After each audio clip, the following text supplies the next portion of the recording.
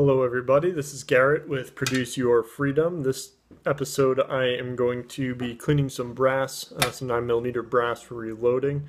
Just wanted to go through a quick how-to, what I'm using, how I'm doing it, and I found a pretty quick and easy way. Doesn't cost you a whole bunch of money to clean your brass. So I'm going to be using a rock tumbler. I just got one of these cheapy 3-pound tumblers, 45 bucks or so, something like that, off of Amazon.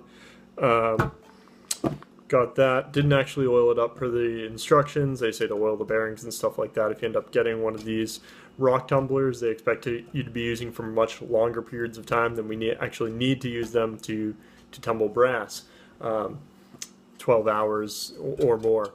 So didn't bother doing that. Seems to be running just fine so far either way, and it's cheap enough that I just didn't want to mess around with it, pull it apart, and bother doing that, although I certainly could. Comes a little rubber drum right here. I'll show you in case you don't know how one of these works. So we're going to take some brass, some dirty 9mm brass.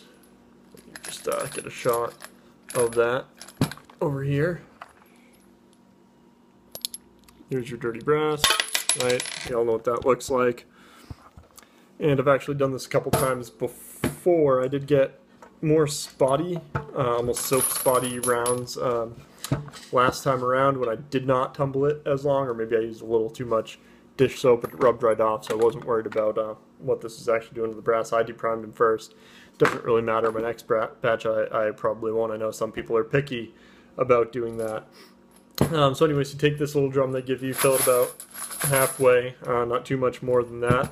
I use this stuff per another YouTube recommendation. This is Lemmy Shine. It's just one of those dishwasher powder detergent shine, type agents. I'm sure anything similar will work just fine. Probably about a nickel size. That's a little too much of that per drum. Not too much. Just guesstimate it. Don't get overly crazy here. It's not that critical. Then I also do a little spot of the actual liquid detergent, which I'm going to do, and then a bunch of hot water. Warm to hot water, again leaving enough space not just for the lid, which you'll see there's a little ring inside this drum on that, I don't know if you can see in that lip, which is where the lid sits.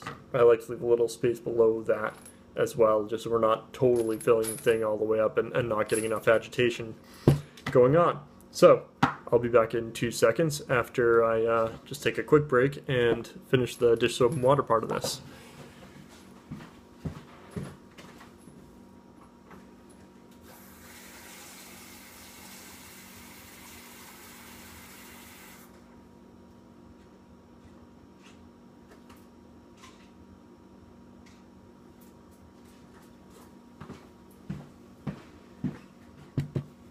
Alright, used warm water, not as hot as I typically get it, but I didn't feel like running it. It'll work fine.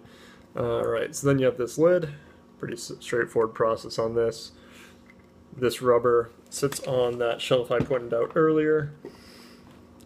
Okay, kind of stretch the top lip out a little bit to get this thing pushed down in there. Make sure it seats on that shelf. Might have to wiggle it a couple times. Next up, usually I have a piece similar to this, just a little metal lid that encompasses both all the way around the drum. Kind of push that down good. So what that does is forces the outside of the drum piece on top of that other rubber gasket on the side of the lid you just saw. Washer on top of that, and then the little nut there they give you for that. And tighten it down pretty well because I don't want any water around the electronics here.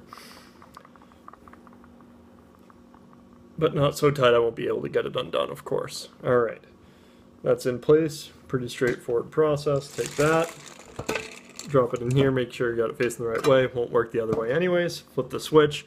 I've been leaving it about 2 hours, is probably a good number, 2.5, 3. The best batch I had, that was the least spotty, I left in there for probably 3 or so, which I'm not too picky with how it looks after, so I'm not too worried about that time. I've done as short as an hour and a half, and it seems to have worked all right and cleaned it to the degree that I needed to be cleaned. So we take our lovely tumbler.